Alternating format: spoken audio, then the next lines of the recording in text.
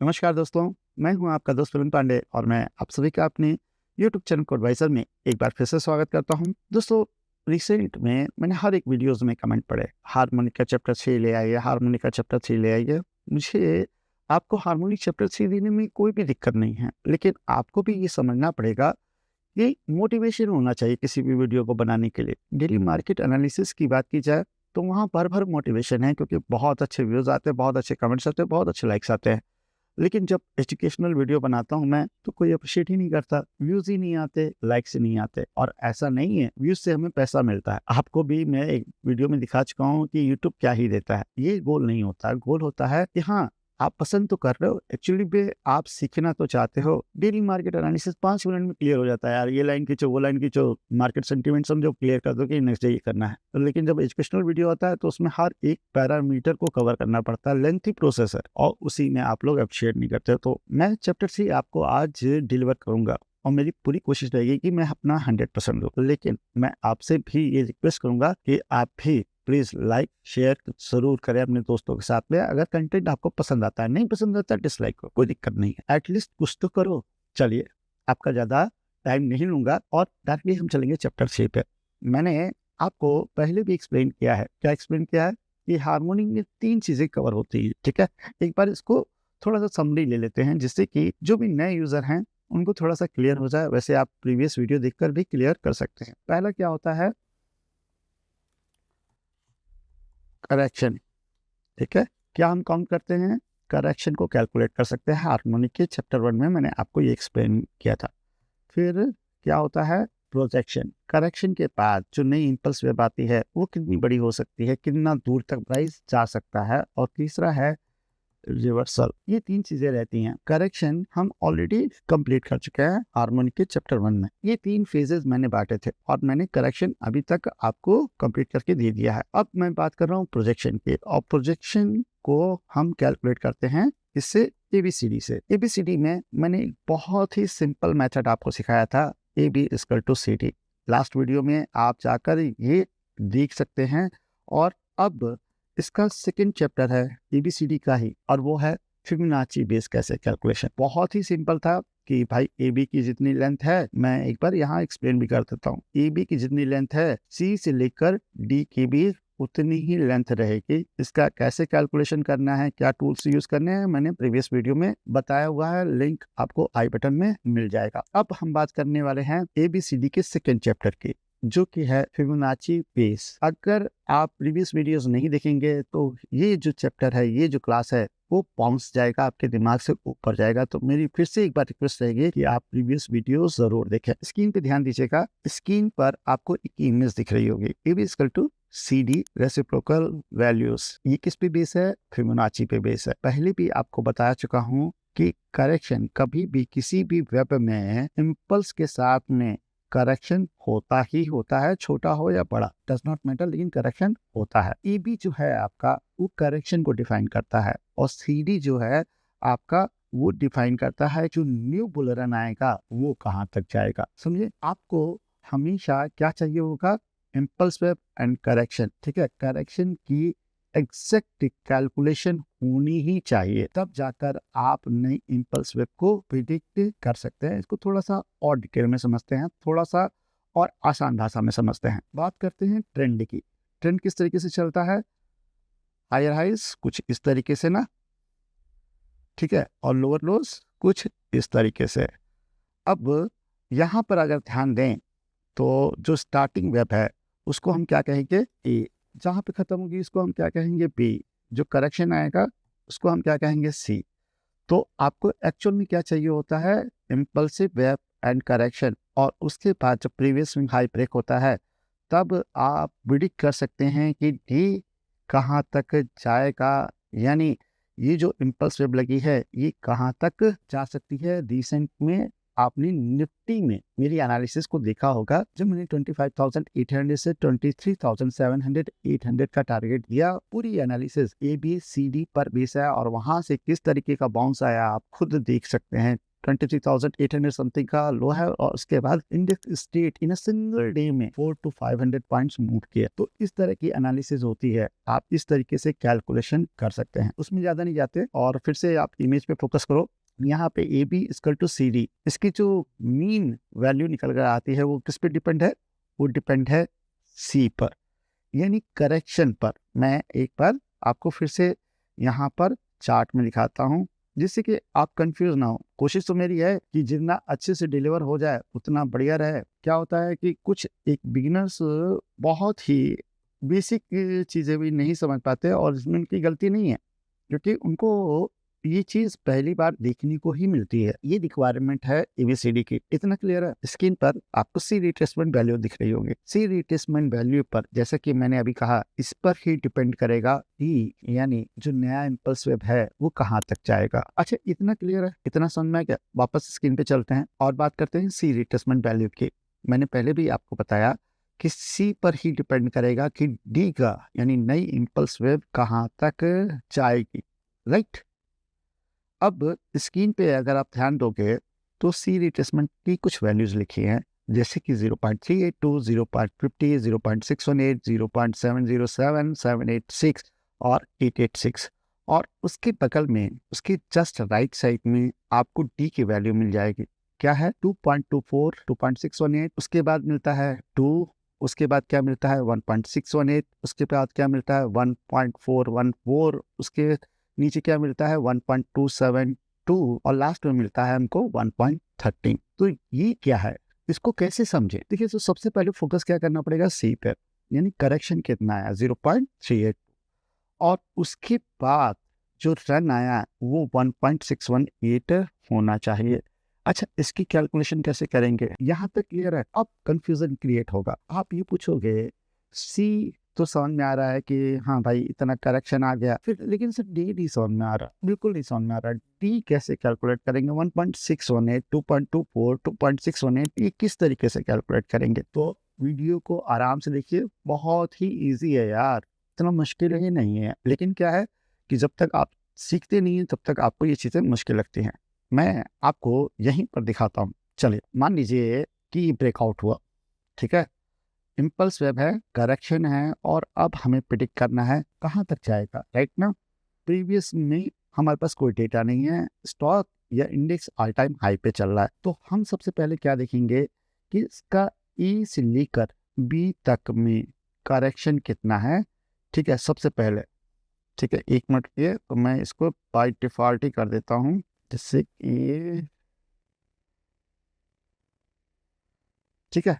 अब हम क्या देखेंगे कि करेक्शन, एक मिनट, एक्सटेंडेड राइट। सबसे पहले किसकी कैलकुलेशन होगी? सबसे पहले कैलकुलेशन होगी सी की। सी कहाँ पर है? Near by.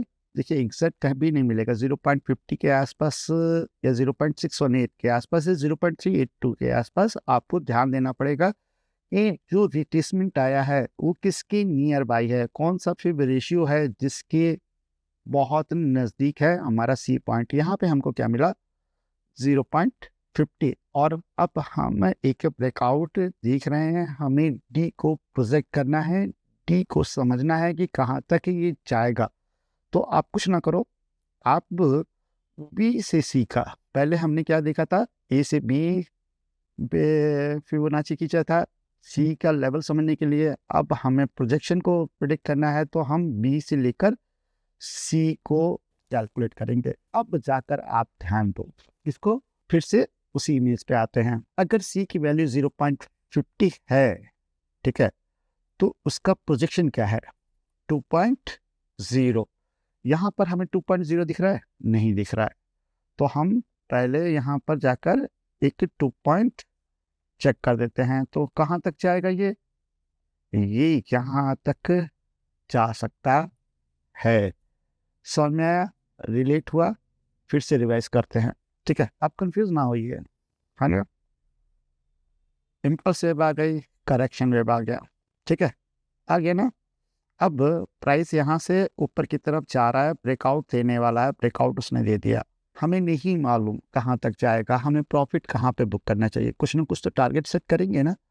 उस टारगेट को सेट करने के लिए हमें ABCD यूज़ करना पड़ता है। हमारे पास एक मेथड है कि AB की जितनी लेंथ है C से लेकर D की भी उतनी ही लेंथ होगी, लेकिन दूसरा मेथड ज़्यादा एक्यूरेट है और वो है फिबोनाची बेस। तो पहले हमें फिबोनाची रिट्रेसमेंट टूल उठाना है, मैग्नेट को ऑन करना है, A से लेकर क्या करना है B तक पूरा फिबोनाची रिट्रेसमेंट टूल खींचना है और हमें यहाँ पे मिला 0.382, ठीक है। और अब ब्रेकआउट है। अब जाकर आप फिर से उसी इमेज पे आइए जिसमें साफ साफ लिखा हुआ है कि अगर C की रिट्रेसमेंट इतनी होगी तो उसका प्रोजेक्शन लेवल इतना होगा, जैसे कि 0.382 अगर है आपका C का वैल्यू तो आपका D कहाँ जाएगा 2.24 और 2.618। अब हमें इसको कैलकुलेट करना है तो सबसे पहले हम क्या करेंगे, पुराना टूल हटा देंगे और अब हम क्या खींचेंगे, ये B की वैल्यू है और हम B से लेकर C को ड्रॉ करेंगे। यहाँ पर आया 2.618। आप इसको 2.24 भी कर सकते हैं, 2.618 भी कर सकते हैं, बस आपको यहाँ पर जाकर एक वैल्यू डालनी पड़ेगी। यहाँ पर मैं 2.24 डाल देता हूँ तो हमारे पास दो PRZ आ जाएंगे। पहला कौन सा रहेगा, पहला रहेगा 2.24 और दूसरा रहेगा 2.618। ये हमारा हार्मोनिक PRZ बनेगा ABCD का। क्लियर। और पहले चैप्टर में हमने क्या सीखा था, एक मिनट, पहले चैप्टर में हमने सीखा था A से B की जितना रन है C से लेकर D का भी उतना ही रन है। तो ये जो पूरा एरिया है यहाँ से लेकर यहाँ तक, ये हमारा हार्मोनिक PRZ है। फर्स्ट PRZ हमारा क्या रहेगा, यहाँ पर है 1, ठीक है, और सेकेंड PRZ हमारा ये एरिया है। तो ये एरिया में हम अपने प्रॉफिट को बुक करेंगे। क्लियर है, कोई डाउट है तो फिर से एक बार देखिएगा। अब इसको हम प्रैक्टिकल चार्ट पे समझते हैं। निफ्टी ने बहुत ही अच्छे मोमेंट दिए हैं ABCD पर, देखते हैं उसको। ठीक है, तो सबसे पहले क्या करेंगे, इन सब ड्राइंग्स को डिलीट मारेंगे और जाएंगे निफ्टी में। This is the Nifty daily chart. ठीक है, ये एनालिसिस मैं आपके साथ शेयर कर चुका हूँ, जो कर चुका हूँ वही मैं आपको एक्सप्लेन करता हूँ। पहला, ये क्या है, इम्पल्सिव वेव। ठीक है, यहाँ से प्राइस चालू हुआ और यहाँ पर जाकर खत्म हुआ, उसके बाद हमें एक करेक्शन देखने को मिला। ठीक है, क्लियर। तो इसको पहले मैं आपको उसी पे समझाता हूँ जिससे कि आप इजी कैलकुलेट कर सको। एक मिनट दीजिएगा, ये रन रहा, ठीक है, और उसके बाद ये करेक्शन आया, राइट। हमें मालूम है कि इम्पल्सिव आ गई, करेक्शन आ गया। मैं इसको क्या कर देता हूँ, यहाँ से पूरा का पूरा हटा देता हूँ जिससे कि आपको बिल्कुल समझ में आए। अब क्या होने वाला है, ब्रेकआउट होने वाला है, राइट। पीछे तो कोई डेटा है ही नहीं, निफ्टी तो ऑल टाइम हाई पे चल रहा है, ब्रेकआउट हो रहा है यार, मुझे बाई करना है, लेकिन यार ETH पे है, वो कौन सा लेवल आएगा जहाँ पे मैं टारगेट बुक करूँगा, सवाल बनेगा ना। और उसी सवाल का जवाब है आपका हार्मोनिक का ABCD पैटर्न। तो सबसे पहले हम अपनी कैलकुलेशन को करना चालू करते हैं। कहाँ से चालू करेंगे, मैं एक बार पॉइंट्स लिख देता हूँ। तो सबसे पहले यहाँ पर लिख देता हूँ मैं आपका A, राइट, दूसरा पॉइंट है B और तीसरा पॉइंट है C। ये तीन है हमारे पास। क्या है, इम्पल्स वेव है और उस इम्पल्स का करेक्शन है। अब हमें यहाँ पर D को प्रोजेक्ट करना है। तो जो वैल्यू हमारे पास है, हिस्ट्री में जो डेटा है, हम उसको सबसे पहले कैलकुलेट करेंगे। तो हम ड्रॉ करेंगे A से लेकर B तक फिबोनाची। अब यहाँ पर ध्यान दीजिएगा कौन सी वैल्यू मिली है, सब लोग ध्यान दीजिएगा कौन सी वैल्यू है, ये 0.382। क्या लेवल है, 24,783। डॉट कौन सा आया, ठीक है। अब प्राइस जा रहा है ऊपर की तरफ। अब आप फिर से उसी इमेज पे वापस आए, 0.382 का प्रोजेक्शन क्या है, 2.24 और 2.618। प्रीवियस वीडियो में हमने क्या सीखा था, AB=CD। तो सबसे पहले हम हार्मोनिक PRZ की बात करेंगे। नंबर 1 वो है AB=CD। A से B तक ड्रॉ करना है और B से सी तक ड्रॉ करना है। तो पहला वैल्यू आया हमारा 26,193। This is the harmonic PRZ1। अब हम बात करेंगे फिबोनाची बेस। तो फिबोनाची बेस के लिए सबसे पहले हम ड्रॉ करेंगे ए से लेकर बी तक, हमें मालूम है 0.382 है। अब हम ड्रॉ करेंगे बी से लेकर सी तक, और अब हमको मिला क्या, 2.618, ये रहा, ठीक है। और दूसरा क्या है, 2.24, दो लेवल है ना 0.382 में। अब हम इसको डिलीट कर देते हैं। अब हमारी कैलकुलेशन हो गई, और अब हम इसको रिप्ले को चला देते हैं।